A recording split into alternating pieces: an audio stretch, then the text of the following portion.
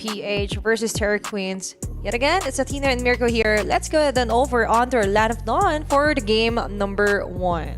Let's get through it here again. Navi Philippines with their composition. This is already, I would say, kind of non-Navi Philippines-like, right? They usually play for neutral objective. This is a very brawly composition. So expect a lot more team fighting. Expect an active Navi Philippines. Definitely. And with the Jawhead as well, they pointed out, what about the crowd controls? What about, you have the Selena here for Amor.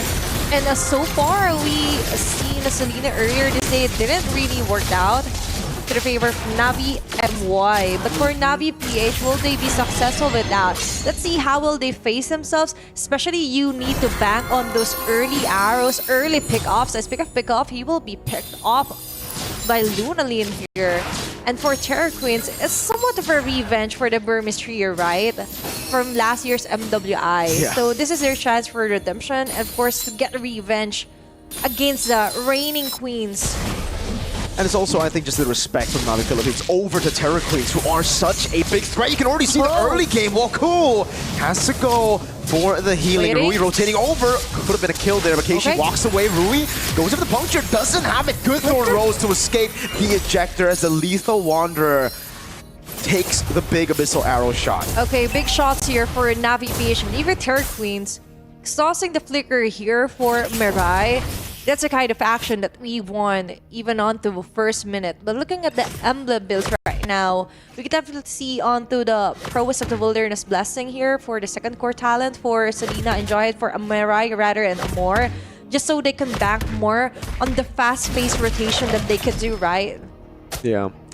Again, for Navi Philippines, if you just look at yesterday's games, they were so good at setting up and stopping. They are. Or punishing mistakes, rather. Mountain Chakra comes in. Good reaction. Not Ayanami with a flicker forward. Now it's giving the Lantern Flare to peel for her, and they get Ku out, but the setup is gone. Navi Philippines again showing what made them such a force to be reckoned with yesterday.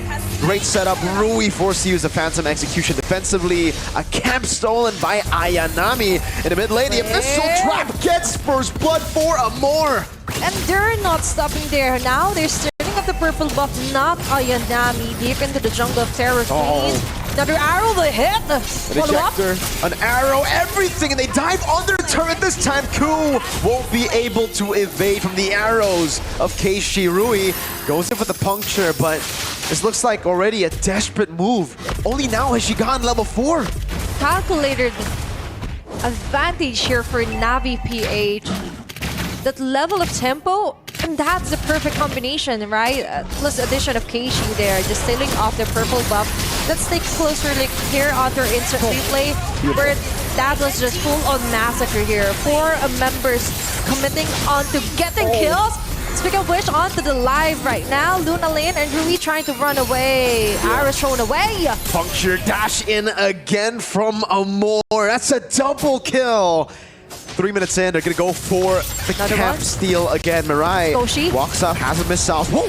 Rui actually walks up to Koshi. She's gonna be dove on by the Jawhead, the ejector into the trap, and Keishi gets a solo practically on Rui, who's trying to run away. They're hoarding as much as numbers as they can here for Navi PH. It's like a buy one, take one. Yeah. They see one, they take another one here, and there goes another one. Unstoppable force this time. No more CC to get him, but they don't care. They go past the healing. They just deal that much damage as Ayanami continues to just aura farm down below. We're not yet 4 minutes into the game. That's an 8-0 kill score, and this is what we were talking about. As you know, women love to shop. Oh yeah. We see sale or buy one, take one. Let's go for that, right? Yep. And they're grabbing each and every opportunity here to shop some numbers here, especially for Amor with a 5-0-1. And yet again here onto the purple buff, we could see some pressure building up. Arrow to hit the purple. Okay. Whew. See, I know you like to shot, but that would have been literal steal, right? Like, Yep. oh man, that could have been real bad. Turtle taken, Raging Sandstorm defensively. KG with the Mountain Shocker gets the kill. It's a killing spree as the Abyssal Arrow goes wide, but Lang is forced to back away. Sakoshi is forced to play football all alone. Oh, the arrow. Okay, Sakoshi gets a sliding tackle to away from him, and look at Ayanami again. Going in, doesn't get the orange buff, unstoppable force, and they eject him with a smart missile. Almost taking Rui down, but she's able to escape. So hard to breathe right now. This is such a shock for us, especially for Terra Queens. They managed to get a 2-0 yesterday from their first match, but against Navi PH, it's like they're being played around. Looking at the goal difference right now, all of it understandably. 5 minutes in the game, onto the side of Navi PH. Let's highlight the gold laners as well here. Look at that aura. Yeah, and the swag as well here. The Bruno doesn't have anything to do but play with herself right now with the boss. And look at that, the football. Just, I want to play, you know. I just want to try and spread my wings right now, but it isn't happening. Not Ayanami is always there, putting pressure. Unstoppable force. That's an ejector into the trap, and they bypass the healing again. Ayanami picks up a kill, continues to stand there, taking the damage and zoning everyone from Terror Queens away. Oh no. Zero? Situation isn't in the favor of Terror Queens. Navi PH on the other hand, this is non-stop roll action, Mirko. They're just not Ayanami doesn't want to go home. Nope. She just wants to like chill here, just find right targets. Sakoshi having a hard time here. She can't even clear off her own minion wave. Continuous arrows and crowd controls here. Yeah, you know what? Like, when the players walked in, Athena, Renmar, me, and Eternal, we were watching, and I remember Renmar just saying, man, look at that aura. Look at the aura of Ayanami. They know. I thought that aura wouldn't be able to be beaten. You know, you can't beat that. Turns out in the game, she's able to beat her own aura in real life, taking a shot. 4 members on her. Doesn't matter. Another Lantern Flare only heals Ayanami. 4 members baited this world. He comes in, and it's a dive from Amor to get a monster kill as the Turtle gets taken for free. Shinoa just diving in. Another arrow lands as Mirai goes in for the missiles. The ejector not going to be used up. An arrow from the side. Navi Philippines 15-0. An official wipeout here for Navi. Locking in the 10.1k gold lead. 15-0. They're just playing around right now. Oh my lord. And for Navi PH, it's different when you have that aura outside of the game, but really reflecting that, it's emanating right now, even onto their plays. Here onto this instant replay, full-on killer mode here for the whole Navi PH. Arrow after arrow here. What a huge efficiency rate here for Amor. That is how you play the Selena here on the MWI, and now Terra Queens left to defend for their base. Onto the top lane, we're seeing some friction that... Hey! Oh, what happened to Rui? Up top, just assassinated by the Eastern Shin. Ku's losing half of her HP just from the trap now. Shinoa on it. That's a base turret without the Lord. Lord hasn't even spawned in the game now. Abyssal Arrow again. Lunalin able to dash away, but Shinoa continues to push on the pace as Ayanami just takes the lantern. Another Abyssal Arrow going wide, but able to zone them away from the base turret. And that's 2 in 8 minutes. It's so hard to breathe right now if you're Terror Queens. Each and every lane that you would want, even if you're the Lanzot, it doesn't matter. Navi PH will still close down on you, and looking at the damage taken ranking, understandable for not Ayanami. Just banking onto this stacks as well. Look at her, just... if it's enough that she's just standing, what more if she's inside the clashes, right? And she's not really what you want to target. Wow. Ayanami is solo zoning 5 members away, and she ain't doing anything. She's just standing there menacingly. Terror Queens have no way to deal with her. You put a lantern on her, she heals from it, man. You throw a football at her, she catches it, throws it back, deals more damage. Abyssal Arrow almost catching Sakoshi. And Ayanami just gonna dive in the turret. Conceal. That was a defensive conceal from Terror Queens. They're terrified. Another Abyssal Arrow landing, and Halang has to respect it. Terrifying situation indeed here for Terror Queens. Not Ayanami yet again inside their base. Just dealing that much damage. Noah! Mega kill! Gets a heavy crossbow down as well. Athena, we're gonna have to throw the white flag. Mirai goes in for the ejector flicker. It is over 19-0. Navi, we know your favorites, but what was that? That was the biggest stomp we've seen all tournament. That was a clean game, Mirko. Just stomping around, not playing around. Actually, they just went straight ahead, finishing up this round and very relaxed facing. Even not Ayanami, the one way back there, first to sign actually. If you're not familiar with her, it's like just another rank day for them. Everyone in the chat is calling it a massacre. It's calling it a stomp. It is a stomp, but doesn't seem like it to these ladies. They look at it and they're like, no, it's just another day at the office. This is literally just another day of MLBB dominance and this from is us. How they look when they do their check ping, when they check their devices. And with that, we could definitely see the confidence and how much they prepared for the season's MWI. And now it's up to the panel to show it over and dissect this round. Okay, so when I said it was a dream and a nightmare, I didn't thought it would be the kind of nightmare where a new record has been broken, where now this is the fastest game of MWI, and they did it in a perfect game, 20-0. If you're talking about dominance, it doesn't get more dominant than this one. I think for Navi PH, they just realized that, hey, we were the fastest game from previous year. Why not get it again for this year? Oh. And then they're like, ooh, yay. Wow, wow, wee, wow. Like the game ended so fast, Brigida couldn't finish her Marble sandwich. thing. It's a marble English cake or something, and I couldn't even drink water right after doing it. That was how fast they did this game. Who, by the way, that's why we call it perfect. Deathless, not Ayanami, who spent, I think, the entire 9 minutes beside the opponents, did not die at all. She just wants to make sure that they're okay, you know? I think it's a identity crisis if she is not Ayanami. Maybe Ayanami or Ayanami. I talk about this. How do you shot call against this? Like, go for not Ayanami. And I'm like, wait. It's true. Go for Ayanami or not Ayanami? Speaking of which, right now we got to look at the head-to-head of Moore going up against Luna Lin, because I dare say that's probably the best Selena we've seen all tournament long. I think probably 80% possibility rate on hitting those arrows against the players of Terror Queens, and we could see the difference also in terms of down on the overall map control of Navi PH has, because it was like it's not the farm side anymore of Terror Queens. Let me just say,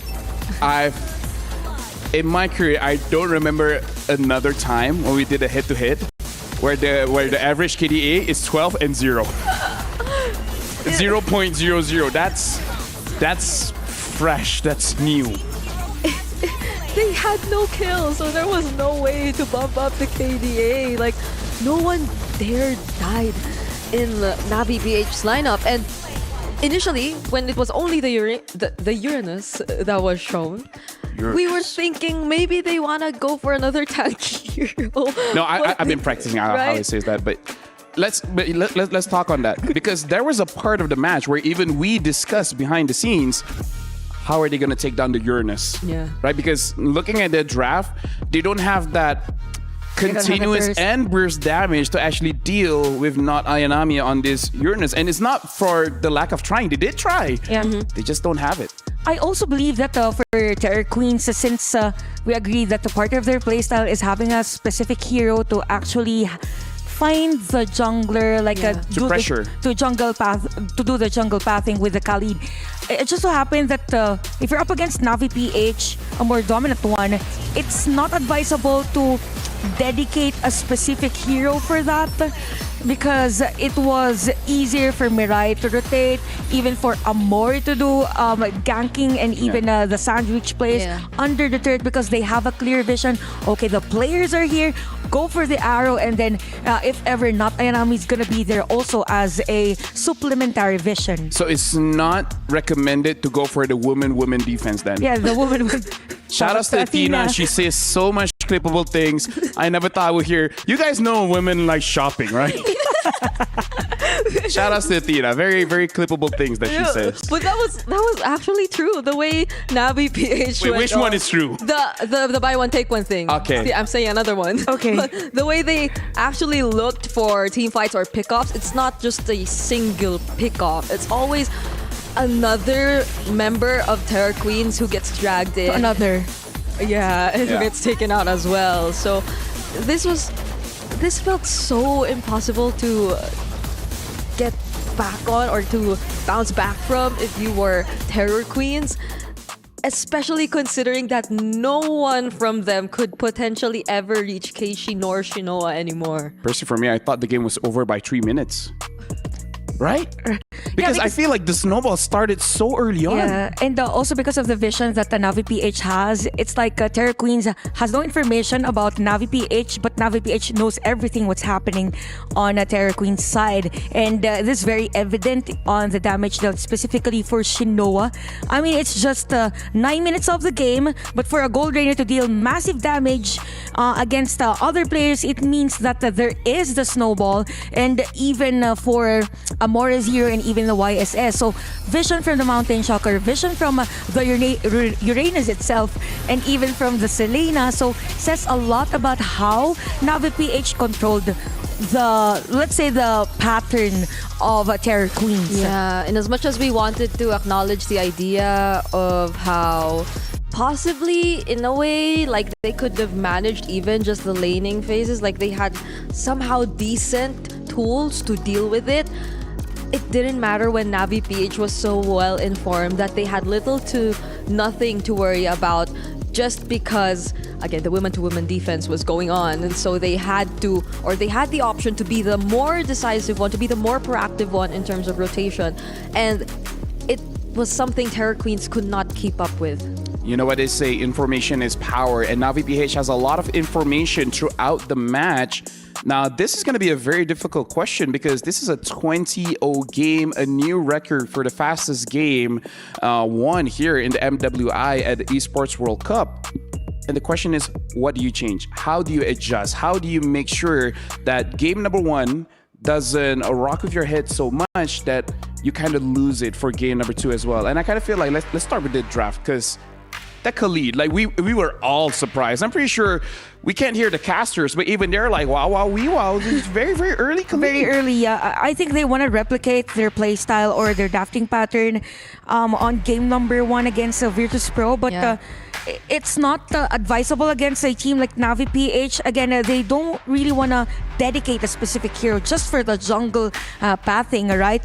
So one good adjustment would be focus on having flex heroes again, and then probably switch things up if they have a clear vision, or a vision rather, of whatever Navi PH wants to bring against them. Yeah, it's kind of like the entire maximizing the current flex picks. Just how high of a priority these certain picks are if you don't want to reveal so much just yet about what you're planning to do, because I think to a certain extent up until like the latter portions of the draft, we weren't that sure as well of what they were planning to use for their jungler. Like I was on my toes. I wasn't sure if they were going for an assassin or a utility kind of jungler, but eventually they did go for the Lancelot, although it felt like they were forced to because the Fredrin and the Kai bans.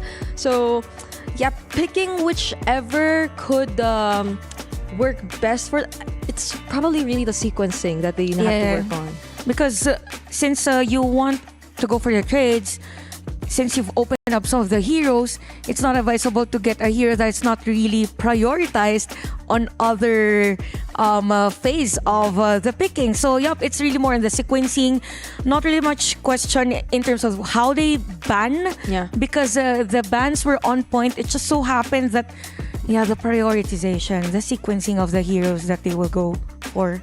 I see where you're saying that the bans are not really the issue, but then I gotta go for the second question here. Yi Sun-shin, should you really let this hero go? Because so far throughout the day, he looks unstoppable. So probably not the Arlot ban and the But Ayanami on the Arlet though. But you have the Ayanami.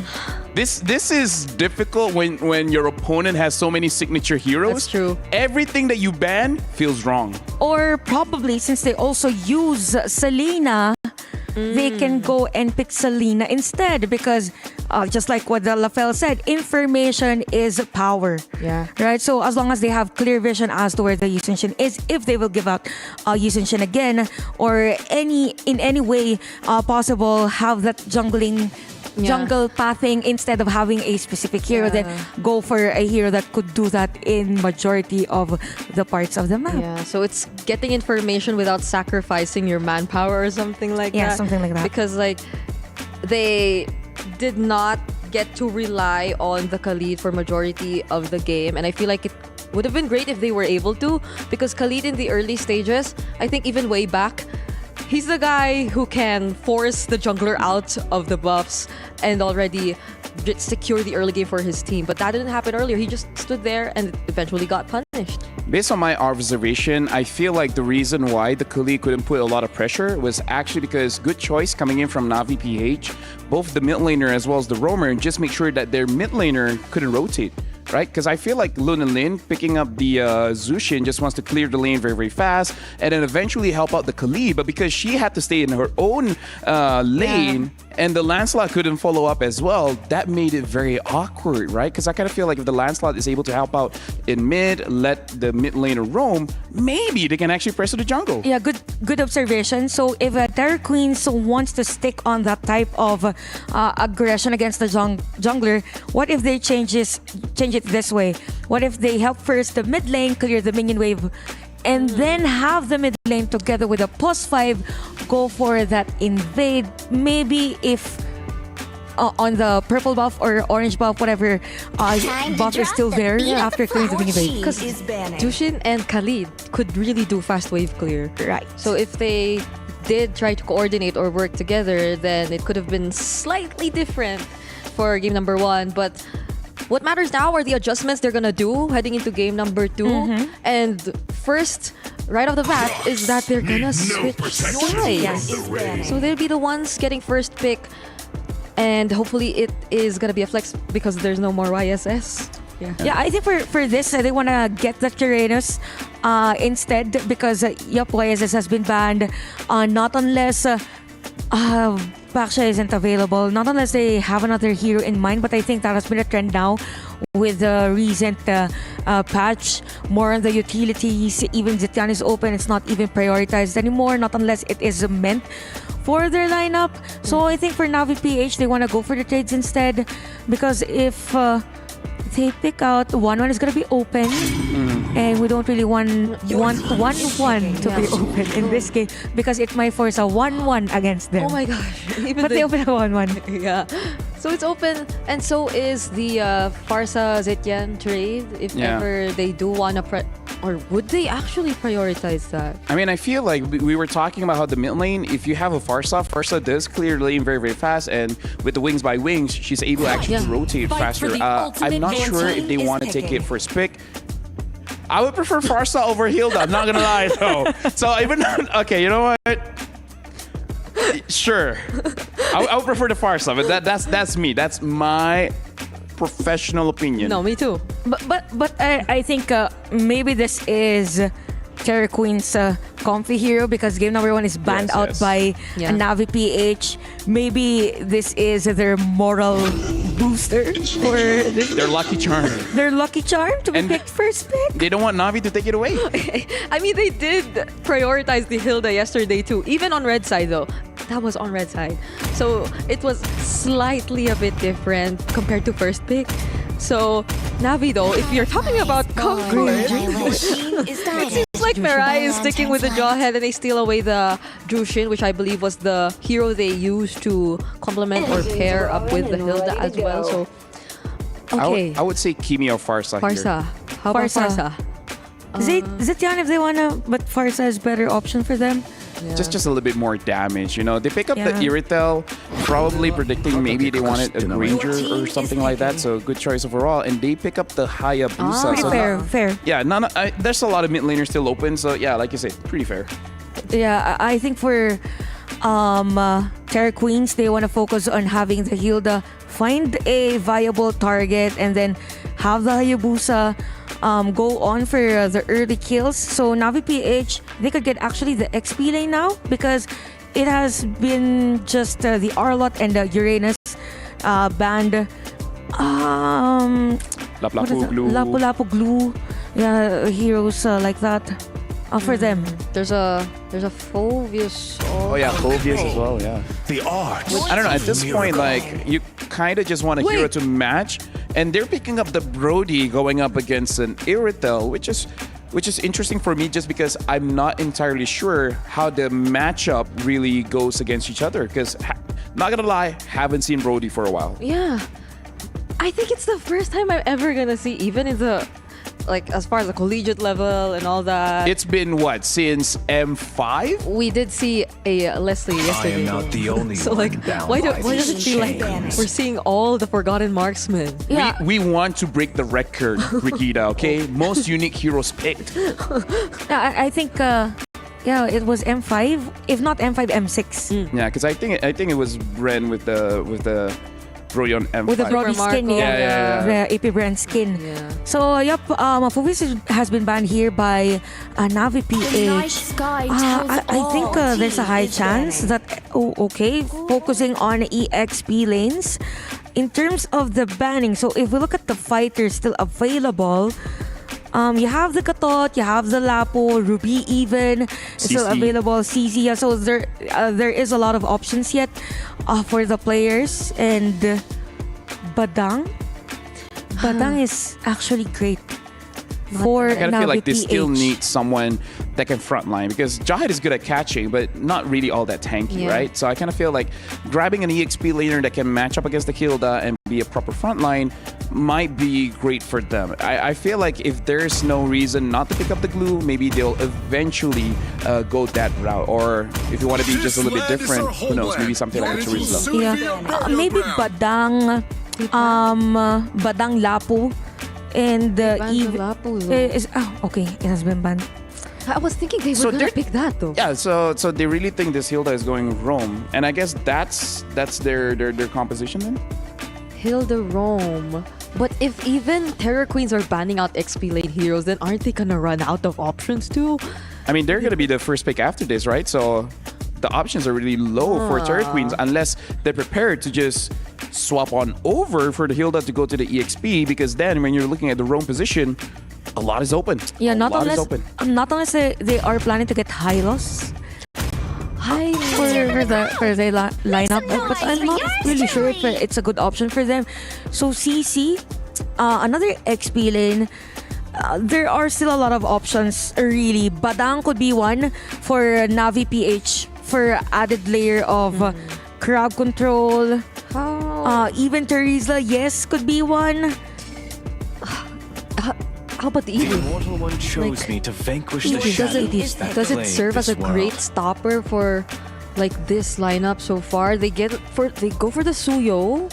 Just to create the suspense, like, come on, panel, what's the EXP gonna be? They're really saving it for the last pick to make sure that, probably for not Ayanami to eventually win the lane. I kind of feel like they really want to know where this Hilda is Yeah. going and then make that decision. Because they banned out the Esmeralda, so might have banned out the Lapu Lapu because they're thinking about the possibility of that. Okay, but they go for the glue, as mentioned instead. So it's just the mid lane. I can't believe Farsa's still open to this point. Oh yeah. So the Farsa or No, it would be more surprising if Farsa and Kimi are not picked. My legacy That's shall true. endure. Okay, we have the Sityan. Okay, you're right. Okay, still okay. Still it's okay. 10 after all. It's still in the conversation, even though we didn't say her name. So it's just okay. Teresa Badang. I think for Navi PH. Not unless they want to go Joy, that's their XP lane. I mean, honestly, anyone that can use a War Axe is going to be good just to abuse the... The glulets. There's a different name for it, but I'm going to go with that, right? Abuse the clueless. And now they pick up the Khalid. Hold on. Okay. You know what? You know what? This is going to be a fun game, fun match. Thank you very much, Brigida. Thank you very much, Chantel. I'm really looking forward to see what you guys have to say after this match. But now I'm going to throw it over to both Mirko and Athena, because now I want to see what other clippable things that you guys can come out with. So, you know what? Good luck for this one. Let's see. Because right now, records are being broken. But with the shopping, let's see if they would let Navi PH do it again. But this time, it's going to be the game 2 of our match number 2. It's already a 0-1 in favor of Navi PH. 5 seconds Need to till step the up enemy their game reaches here, the Mirko. battlefield. Oh, they got to step up their game by a lot. And it starts here in the land of Dawn.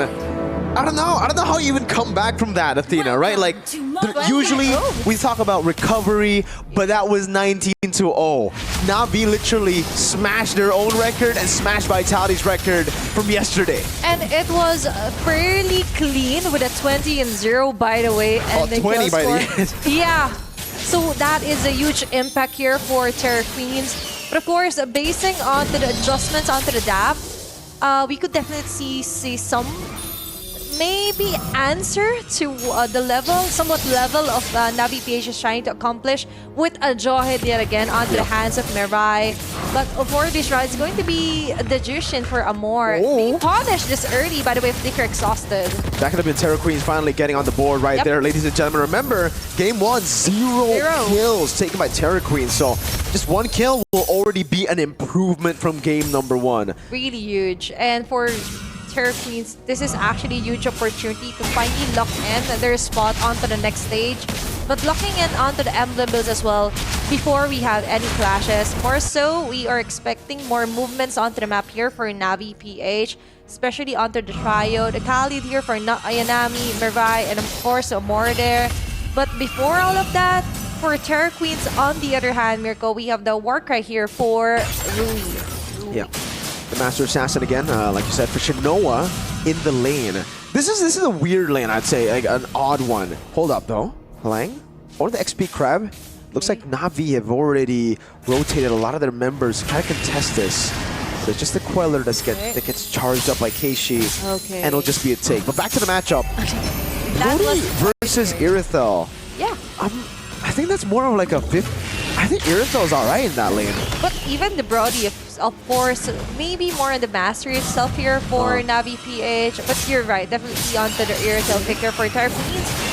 But some action here. Go being cornered out. All in. They just go for it. Halang goes over the flicker as well. Finally, that's going to be the first kill on the board for Terra Queens in the series. Amor able to get for the Lancer players. Give it the Blade Surge. Locking in Halang. But it is a glue. Super tanky. Another immobilization. Locking her down. Oh, good mount as well. But Amor will be able to bring her all the way to the turret. It's a bit more a delayed take here. Free turtle for Rui as Halang has gotten the job done already. They faded in, bot time. But Mirai looks like she wants to go for more. No, Terra Queens back away. That was enough. But still, for Terra Queens, such a huge improvement. Of course, finally settling down on the second, taking an objective plus a kill here against Navi PH. And a quick reset for them. We were asking on how do you bounce back from the sudden loss for game number 1, and this is how they do it, right? And there were certain adjustments onto the playstyle of Ku as well, being so proactive onto trying to spot on members here from Navi PH and even Mervai. Like, even if she hides for a long time, there's always Ku just spotting her out, scouting out members of Navi PH. Now, let's talk about the lead here. So far, Navi PH still hasn't established a huge gold gap, even a turret gap here. But onto the top lane, I think the next target will be the Crab Coin here. Whoa, yep, definitely. Good secure on the Gold Crab there. Yeah, in a slow game like this, ladies and gentlemen, the Gold Crab is probably the biggest objective you can get. It is. You gotta rotate over to the Gold Crab. get your goal laner to gold crab because that can really change the impact of the game or more.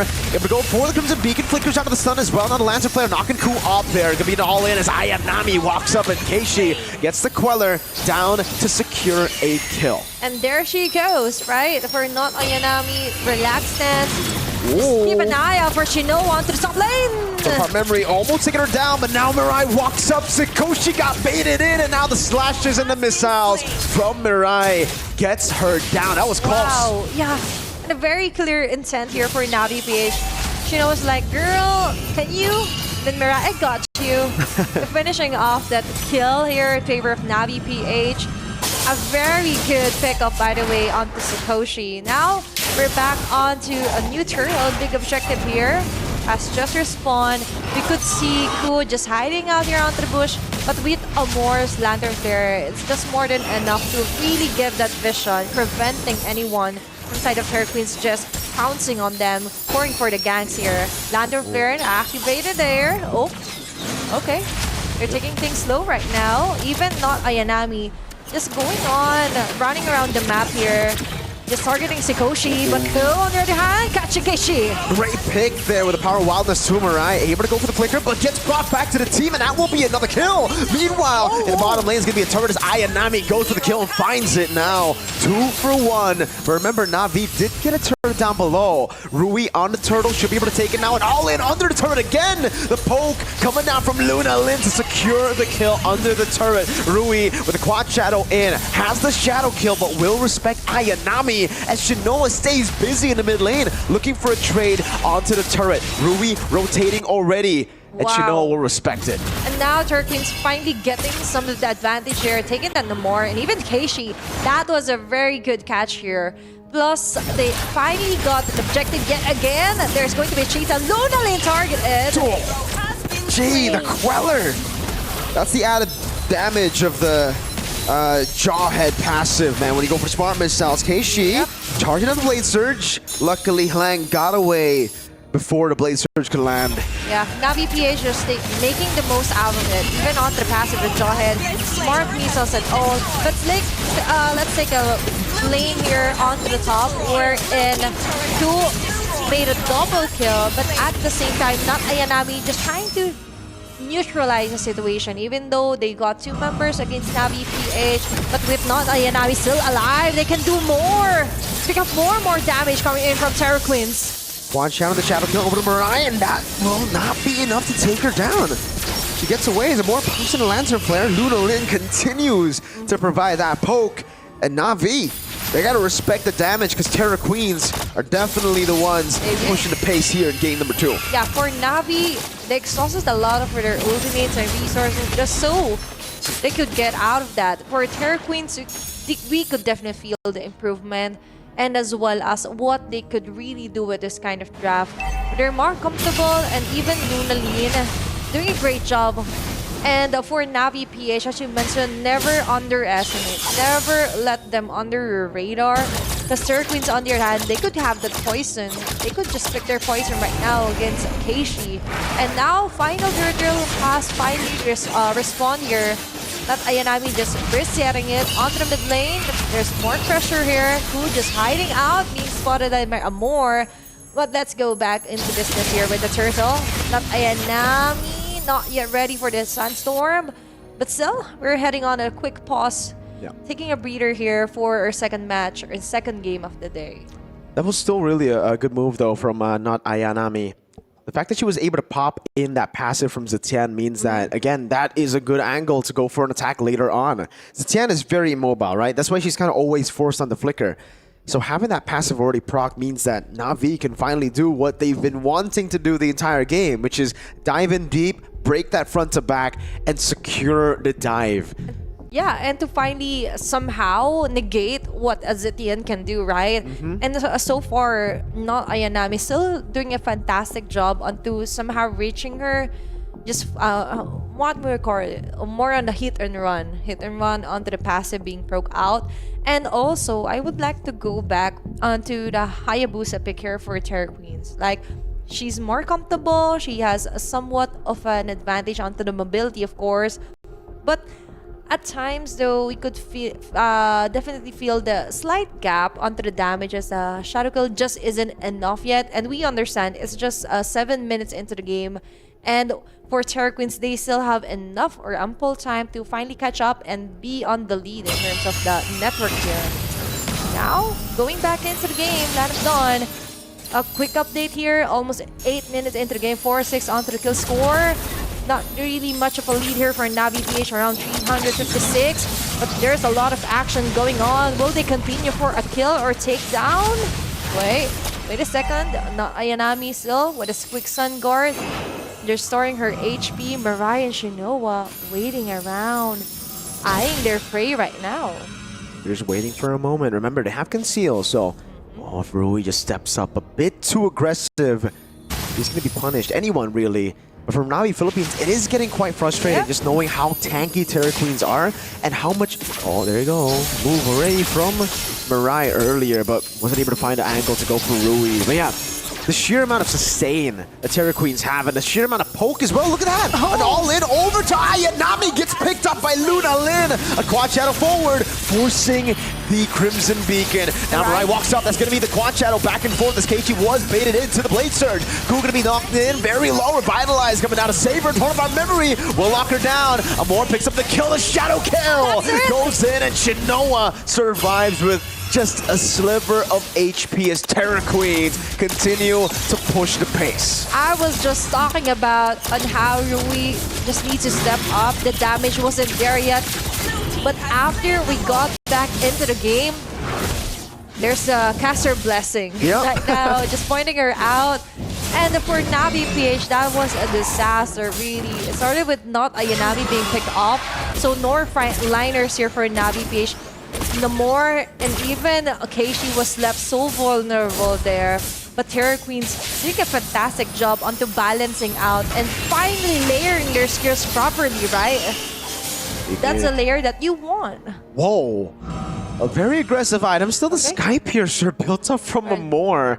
By Amor. Hepta season, a Melfic gun.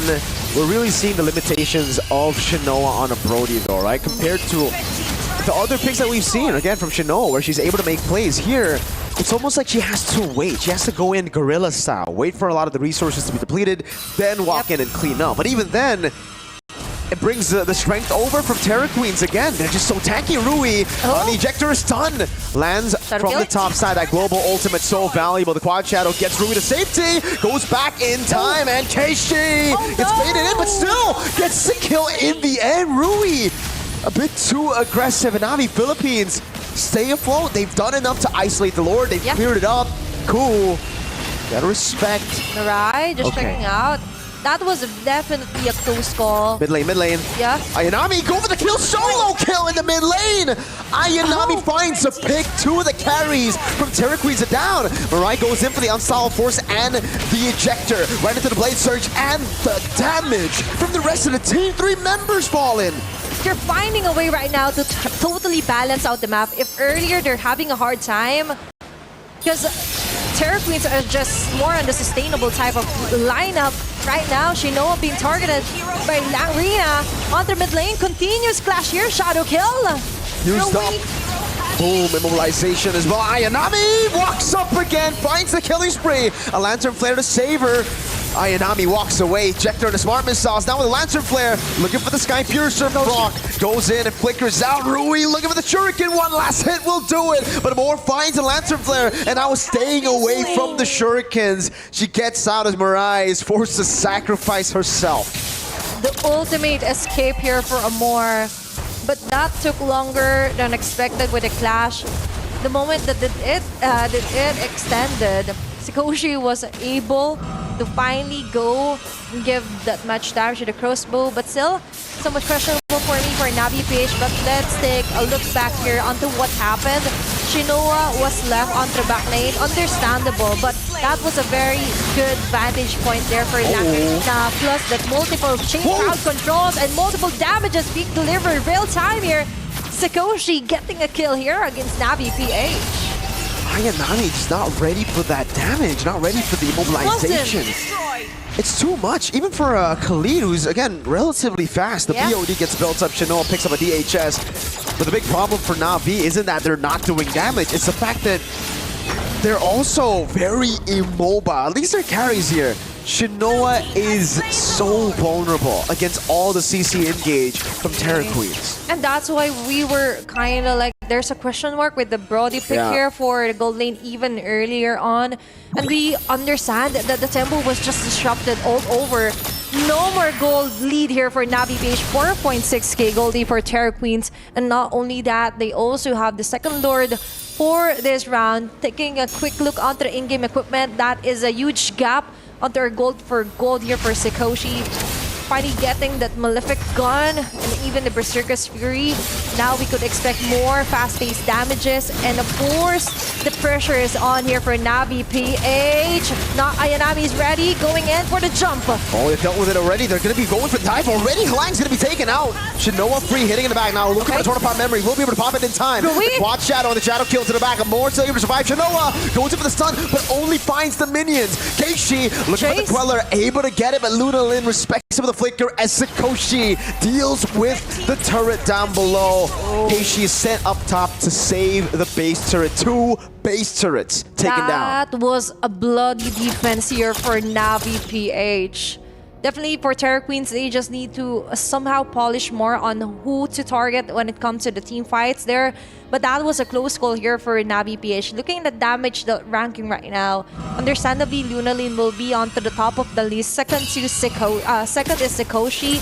That, by the way, earlier, that was somewhat of a great call as well. Even if they didn't actually finish the round, just put a lot more pressure onto destroying other turrets as well, just so Navi PH will be left vulnerable onto their base.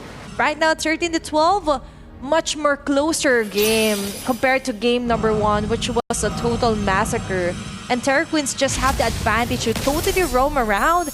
They're limiting on where Mirai and even not Ayanami can only go to, right? All of it is restricted area. Shadow kill going in here for Rui. Being shared here for the members of Navi. Nice try there from Keishi. Charge into Blade Surge, look for the timing, just at the right spot for Rui to get out of the Shadow kill before she could quad Shadow. But unfortunately, timing was a bit off. Saw the vision though.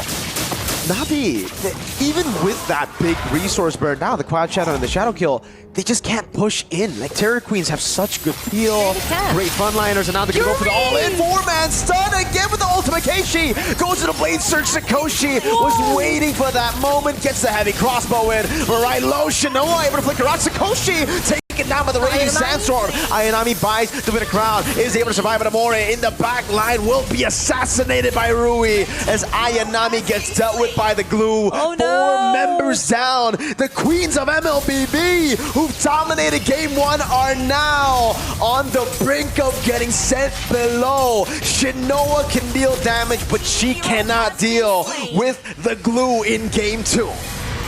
And that's going to be a win here for Terra Queens. Taking game number 2, forcing out another game 3. Wow. It's the second match of the day. What a fantastic job here for the Queens. Taking a 1 versus the defending Queens here at MWI. What a play. What a very dominating stand-up there. And a beautiful execution of the Fury of Phoenix here for Lunalin. We all thought it was going to be a stomp again in game number 2. We all thought recovery was going to be tough. But the Terra Queens prove how tenacious they can be. It's a best of 3 for a reason, and we're getting it. We're getting 2 matches going all the way, back to back. Yeah, and all the way from the Philippines, we have the mother and daughter yet again. Let's head on over and hear what they have to say.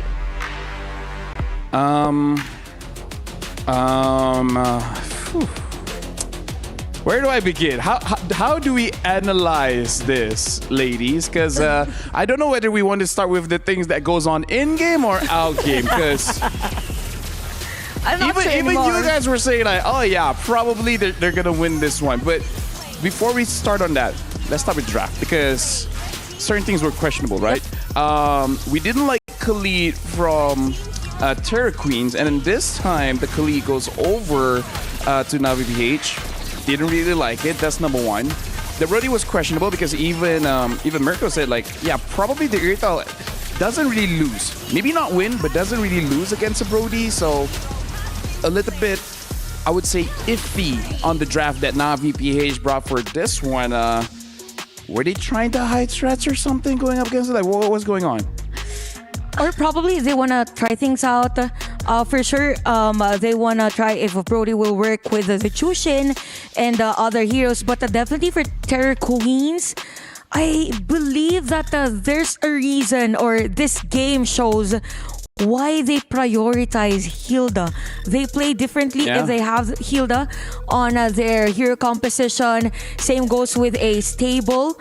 EX lane with a glue. So since it's like they are opening up the map of Navi PH all throughout the game, that everyone was or every hero or every player of Navi PH is shown in their areas. Yeah, for sure. I think I'm on that same line of thought wherein there were probably certain combinations that Navi PH wanted to try out, because if you look at it, like the Jushin, Jawhead, and the Brody, it doesn't feel like they're too different in terms of what they want to do and what they want to execute. But I think it could somehow also be attributed to the adjustments that Terror Queens decided to make.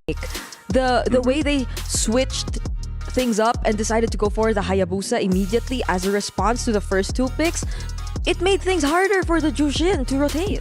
I was looking at the items and looking at the items of Shinoa, Keishi, as well as Amor. Now I'm actually thinking that they don't have a way to deal with the Hilda, just how we were talking about the Uranus doesn't have a way to die in the previous game, because in this one, Shinoa went for the Malefic Gun into a Blade of Heptases, more range, penetration, and all of that. But going up against a Hilda, she can regen when she gets into the bushes. So you need attack speed, and then she built the Demon Hunter Sword. And we all saw the damage wasn't really there. So I kind of feel like after the draft is said and done, they're like, wait, we don't have a way to deal with the Hilda. At that point, this is, of course, in hindsight, maybe the carry would have been better. Yeah. Right?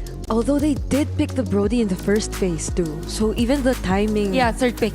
Even the timing felt a little surprising for Navi PH. I The don't thing know. is, you saw the Hilda first pick. Yeah. You had time to think about it, Right. And like, I don't know if they just wanted to hide their jungler and XP laner, because maybe picking your XP laner at that point might have been better too, because you already know the matchup. At least they have better options on their gold laner. So yeah, good point on that. Again, it all boils down to that sequencing in terms of picking their heroes, and it's really evident also in terms of the gold difference. We don't normally see Shinoa behind in terms of a farm into the other gold laner. So it's 11,000 versus 9,000. So it means she really had a hard time, given the fact that she was able to clear the minion wave and even had the opportunity to somehow deal damage in the mid lane turret when there was a team fight top lane. Yeah, I kind of feel like the priority is a little bit all over the place, because we mentioned glue quite a couple of times, and you were saying that maybe they were hiding their jungle pick as well as the EXP pick. But is a Khalid worth hiding? Is a Suyo worth hiding, right? Because I kind of feel like it doesn't solve the problem that Terror Queens was really showing up, right? The problem was the Hilda. I don't think Suyo, I don't think Khalid really solves that problem. And even more than the Hilda, the Irithel. Like, how exactly does these two last picks by Navi PH respond to the potential movement speed that Irithel could do later on in the team fight? Because there was no one to hold her down, and not even the Jushin could do that. Like, Jushin Amor was just too busy. I didn't see the Jawhead and the Jushin combo work that well in that particular game. Now we're going to look at the head-to-head for the Roamers here, because we saw that the Hilda was first pick. We were questioning it, but hey, it worked out. Yeah, I think for Rai here, since there's really no combo with the mid lane, it was a lot difficult for her to actually set up the pace for Navi PH. And if we look at the average kill participation, it makes perfect sense that you have 30% for Ku, because again, it's more on the zoning, more on the vision, actually give information for the team. But for the side of Navi PH, the ejector has to be on point, even all the other skills has to be on point just to be able to put up a fight against Terror Queens. This is where, as an analyst, I like to say numbers without context is misleading. Because if you look at the numbers, it doesn't look all that good for Ku, but we definitely see the disruption in game, making it so that Navi PH was very uncomfortable in the match, and things like that really can't be showcased by numbers. Yep, this is Ku being some sort of the distraction or the sacrifice that Terror Queens during the early stages were just clearly willing to take, because it was a lot more rewarding for them in other parts, in other aspects of the map. And again, even though this happened, I feel like it took a while for Navi PH to even take out this Hilda, because the entire idea of looking for a hero, setting it up, like going for the ejector play, who does provide the follow-up in this case? Yeah, that's true. And you add also the revitalize on Ku's hero. So yeah, lacking in terms of burst damage, even damage per second for Navi PH. So you don't really have the kit or skill set. Even so, you didn't have that great time because of the glue also. So there was an imbalance in terms of the drafting. Lack of synergy, yes, for the hero composition of Navi PH. And it's just Terror Queens. They know the strength and even the winning condition of their hero composition that made them win that game. Even Luna Lin wasn't a viable target because it's just really hard for Navi PH to initiate. And this is like very surprising because they picked up the Jawhead early, and then they pick up the Jushin when we were talking about the Farsa. Maybe Jawhead and Farsa would be a good combo. Who knows? Maybe. Or even the Kimmy, traction pulse into the ejector and all that. But none of them were picked up. They got totally snubbed. So question right here. Do you guys feel like Navi PH will simply just correct their draft, go back to basics? Or not think about the draft so much, but instead thinking of the bans and actually batting out that Hilda, making sure that Ku doesn't get it? A little bit of both, I right? guess. Yeah, like which one is mid. the priority? Either batting it out or just, get a normal draft? But if even if they do let the Hilda go though, and if they're confident enough, like in other aspects like the macro and all that, then they'll have much clearer answers, because it doesn't feel like their picks, their sequence answered anything. Yeah. It's like they wanted to try and make something work that wasn't entirely the best case scenario for that particular draft. I think for Navi PH, they should ban out the Hilda, because it was the scenario game number 1. It was effective for them, and it wouldn't hurt to actually respect a specific hero that gives or brings out the full potential of Terror Queens. Yeah, so we're going to jump into the game very, very soon. In fact, looking at the players' forms, looks like they're already inside the draft. So we'll see very, very soon what heroes that they're going to be banning out. And I want to see if it's true that the Hilda does get banned out. Does Ku want to go back onto the Khalid, or they want to try out for a different kind of hero? Now, Terror Queens will be the first pick, Navi PH will be the second pick, and they do ban out the Hilda. Again, Terror Queens banning out the Arlet, the Kalia, as well as the Boxia, Yisenshin, as well as Joy are banned out, and now the Uranus is open, and it's going to be first pick for Terror Queens. Okay, so far it is somewhat similar to the standard and common drafting patterns that we're seeing. The next 2 picks will determine whether or not it will still hold true, because the Uranus first pick indeed is very common. So that leaves, I believe, no, not even the Yisunshin is open right now. The Farsas, Not unless they get the Kimmy this the time Farsas, around. the Kimmys, the mid laners.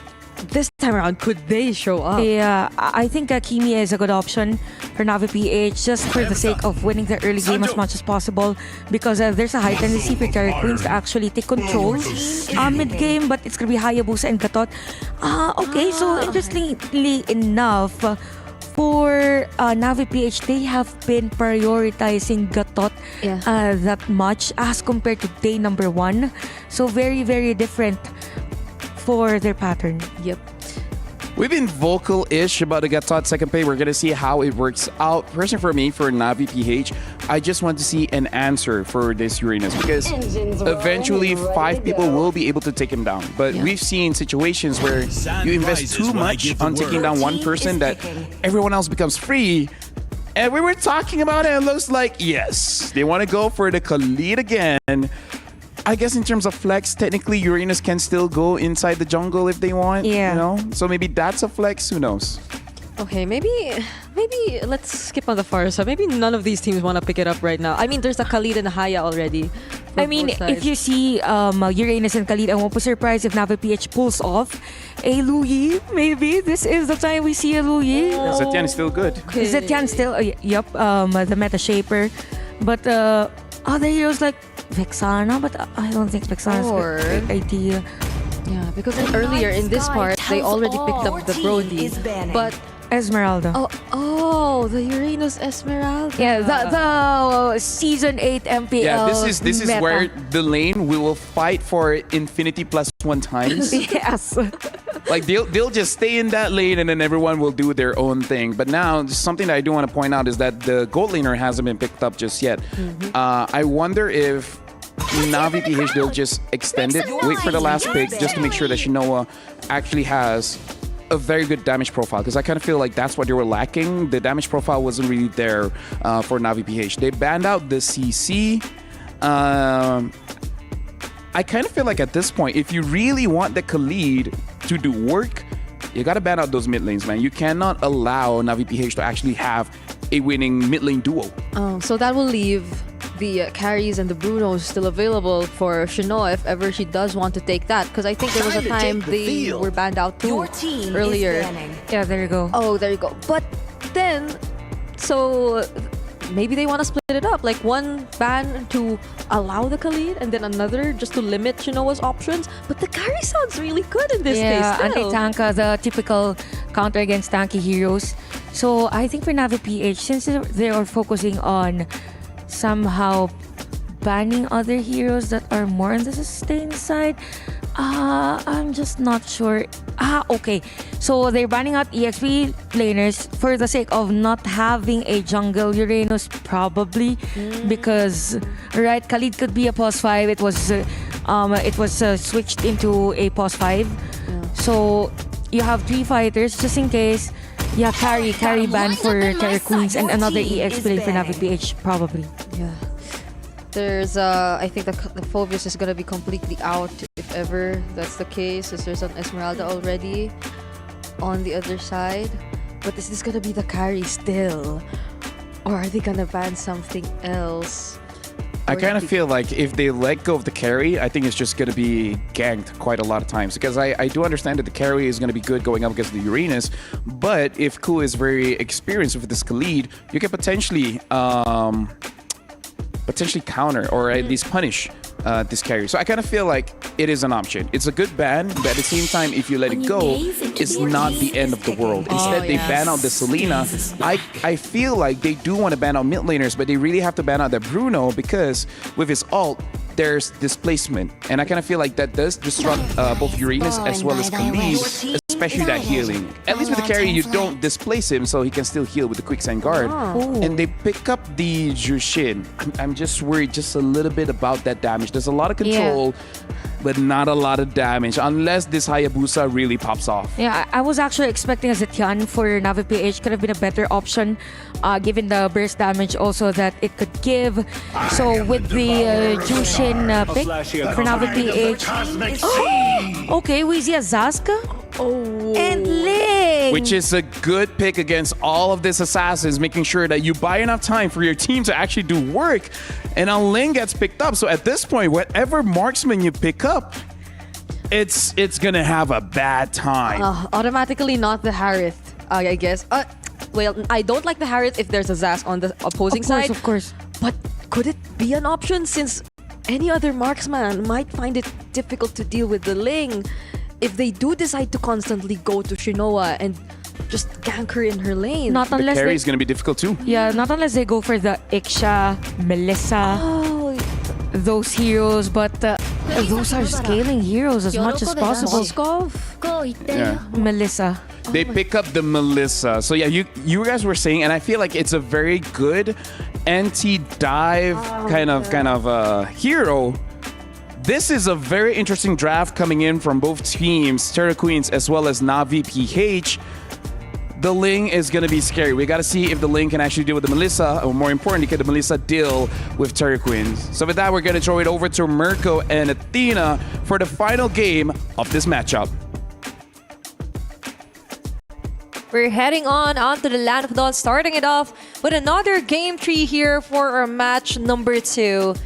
It's a Queens, it's a clash of Queens, but let's see who will come up on top as we head on over to our game. Let's get it, ladies and gentlemen. This is the final game of the series. Welcome to the Land of Dawn. Melissa, last pick for Navi Philippines. Okay, so this is a signature pick of Shinoa. We did see it twice in the grand finals of MWI 2024 up against Vitality, and at that time it worked perfectly. It was also not in the meta, so similar to now.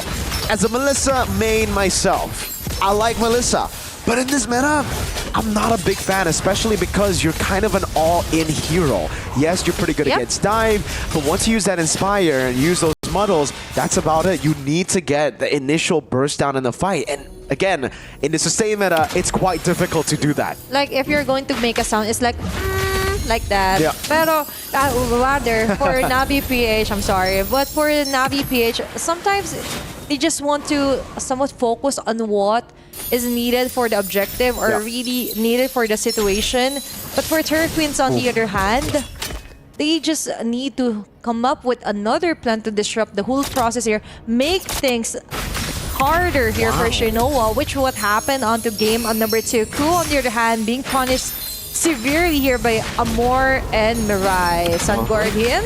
They pick up the quad shadow also. Mirai picks up first blood. Definitely would have wanted, the carries to pick that up, but a kill is a kill. Navi are on the board first. Interesting choice in emblems, by the way, for Shinoa. Usually when you want to play safe, you go for the QC, obviously on the Melissa. And also the weapon mastery. So Shinoa might not be building for attack speed. You might be seeing what? A crit build Melissa? Might be, especially if the plan is somehow give her enough space, give her enough damage. Because you mentioned the meta right now, Melissa just isn't in it. But they could create somewhat of a loophole just so Melissa could fit better on what they're trying to accomplish here. Navi PH, on the other hand, starting off great here with a first blood plus a first turtle. Rui being zoned out here. Cool. Finding an opening.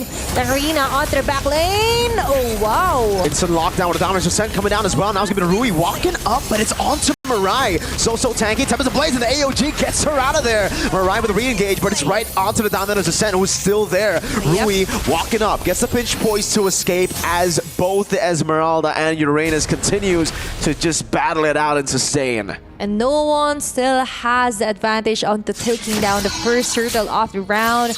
And as mentioned for Shinoa, here for her Melissa, it's more on trying to prevent things, like derailing yet again here for Navi PH.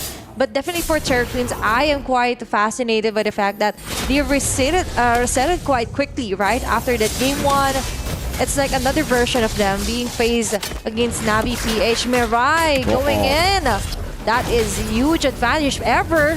Rui being choked up out of her own purple buff. On the other hand, Langrina here and Ku. Great Falling Star Moon to bait out the Raging Sandstorm, but to get a kill on Ku. Tempest Blades, Rui very low, has to recall. Dominator's Descent used up. Mirai gets away with the AOG. Perfect display of the distraction to secure a neutral objective for Navi Philippines. That is a very great tactic here for Mirai.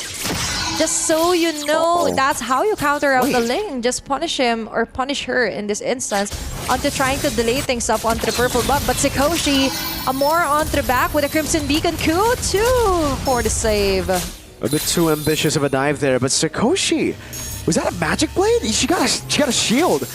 Yeah, I think it was a Magic Blade. She rushed it. So understanding it's going to be a tough lane. Raging Sandstorm locking her down now. Rui goes in for the pinch poised, dodging away from the taunt. Defiant Blade not landing. Hey. Tempest of Blades though, looking for the 4 Needs to get Blades. away. Won't be able to get it. Falling Star Moon locks her down in the quad shadow from Keishi. It's right there to execute her. It's going to be Hunter Strike here for Keishi. Things are quite looking up here for the Hayabusa for Keishi, and that's what you want. Numbers, kills, Sakoshi. and Sakoshi being continuously harassed here. Go for the rescue. Wow. I didn't expect that damage. Dominator's Ascent. Now Keishi! Quad Shadow. Sakoshi will be assassinated, but the Dominator's Ascent dealt so much over to Mirai's. Ayanami is now on the orange buff. Might be looking for a full-on steal. Okay, that's going to be a Rose Gold Meteor first core item here, aside from the boots here for Sakoshi. So that's the reason why. Yep. She just needs an extra layer of protection.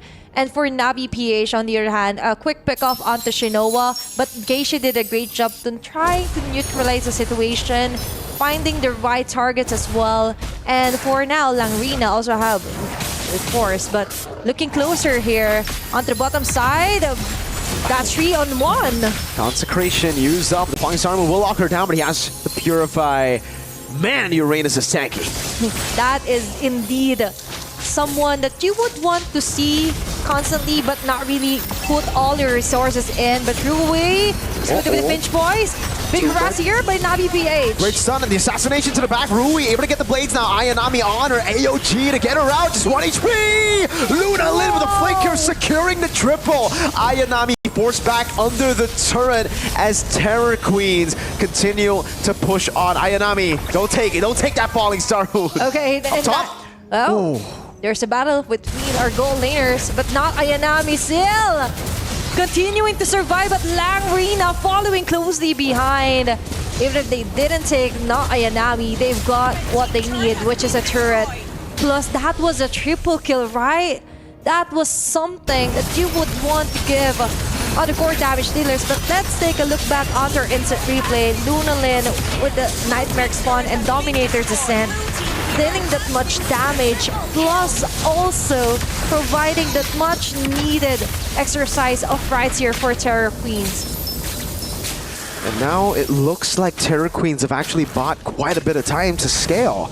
We gotta remember, if we're just looking at the composition, that's a good Lancer Flare. Hlang this time doesn't have the Purify, has a Consecration, and will just be able to survive. A re-engage with Raging Sandstorm and the Dominator's Ascent on him. Revitalize popped in by Mirai now. Is actually the Shadow Kill used up in the back line. Sakoshi gets away, but Ku will be taken down. Rui unable to get the last hit on Mirai. So tanky. And it will be Shinoa to get the kill back on Rui. Falling Star Moon to the back now with Rose Gold Meteor procced. Halang stuck, sandwiched down by Ayanami, who's walking up to cancel the recall. Sakoshi and Navi recover. They get a turret, a turtle as well, and that's going to be another one down below. It's going to be a huge advantage here, closing on under a 3.2k gold lead, plus a turret yet again here for Keishi. Things are quite looking good right now, all because they managed to somehow level the way that not Ayanami plays her Falling Star Moon, and of course the way she dances around, just absorbing all of the shields and targeting Sakoshi. And now with her presentation here, Mirai going in. The AOG into the sustain, into the AoE damage. Ayanami zoning them in the back so they can't walk forward as Mirai and Amor constantly pushes down and puts down that Lancer Flare to zone them away. Terror Queen somehow able to escape. Slang now takes a big beating. Mirai walks up. Thunderbelt picked up by Ku as Rui continues to push in the bottom lane. We'll be looking for a tier 2 as Keishi rotates too. Matching that rotation, Luna Lin. Wow, they're still here. They're just chilling. They really want another kill. Ku just going in, pouncing around 3 members. Now Ayanami with a jump. Langrina survives. Ku on the other hand with a quick Sun Guard, able to defend the tier 2 turret onto the top lane. What a tough defense here for Terror Queens. We're in for a long, long game, ladies and gentlemen. Let's take a look at the in-game equipment.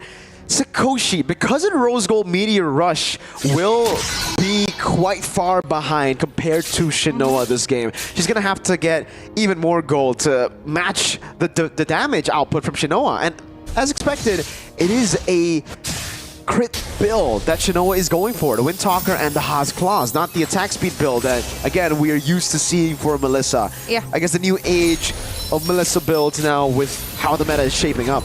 She really needs that extra damage, especially with the Weapons Master earlier. But speak of which, now this real time, there's going to be a jump onto back lane's Q, targeting Shinoa with Amor. Great go away, Rui. Falling Simon onto 3. No follow-up. Keishi was a bit too far to follow it up. Big resources burnt away by both teams, but Na'Vi are the ones first on Lord. So much has been activated for the clash, but now they're both waiting. Amor doesn't have her flicker if ever. She's going to be pounced on by Terra Queens. Lord being started might be a reset here for both of our teams, who just regenerating some of her HP before the next battle here. And Langrina checks every single bush here, trying to prevent not Ayanami to doing another great Falling Starman play. Now let's talk about on how Terra Queens just manages to somehow level with the level of aggressiveness here for Navi PH. They're actually doing a great job. It's not really so much of a massacre here for Navi PH. Yep. Bottom lane is actually still slow pushing, so it's great for Na'Vi as they continue to play with the Lord Dance. Yeah. And Big items. Yeah, even onto the whole map, you could definitely see for Navi PH that they're trying to balance things out. The Lord might be the final setter here, but Mirai with the taunt. Being thrown over with the Lantern Flare. Langrina just going over each and every member here, trying to do a roll call on where is who here. But not Ayanami from the back. Lunalin on a tight spot. Mirai versus Langrina. Dominator's Descent activated again. Two-man beating Sandstorm, but the Dominator's Descent is nowhere near. In the mid lane's a battle. 2v2. Sakoshi. Kind of tough spot. Haas and Rose Gold Meteor. I think that might have been her. Keishi able to go with the Quad Shadow back against Sakoshi. Pinned down. As Shinoa walks up. Berserker's Fury secured. Na'Vi get the better trade. 2-0. Yeah. And now they actually have the chance to somehow rush this Lord. Remember, you have Rui here. Could go for a steal, but most likely it would just give Navi PH this Lord. And now Amor doing a fantastic job onto zoning them out. Even not Ayanami committing onto using that Falling Storm onto Langrina. This is somewhat of a huge W here for Navi PH. Massive. Gold difference, 2,000 gold lead in the gold lane. I think in this game, it really comes down to the odd choice of the Rose Gold Media. That it really stops Sakoshi from being the threat that she should be at this point of the game. Like 11 minutes, you would expect the Irithel to be able to dish out more, I would say, damage overall compared to the Melissa. But that Rose Gold start, stop. She's more on the safer side, but sometimes you just have to take the risk, right? And with that, you really need to be really careful on what you build first, because it mostly sets the tempo. It mostly sets of what you can deal, what you can do. And now, Navi PH is doing everything in their power to totally annihilate the Langrina right now. Shadow Gale in. Lang trying to disperse it. Will be able to do so. Mirai goes up with the AOG. That's going to be flicker out on the heavy crossbow by Sakoshi, but the Muddles are zoning them in the back. Falling Star Moon! Going through the Rose Gold Meteor. Ayanami diving deep into the back with a go-away place. No one can dive for the front line. Na'Vi, despite a small little mistake in game 2, climb back to their rightful place. They will qualify to the knockout stage. A huge win here for Navi PH. It's like how the song goes. They want it, they got it.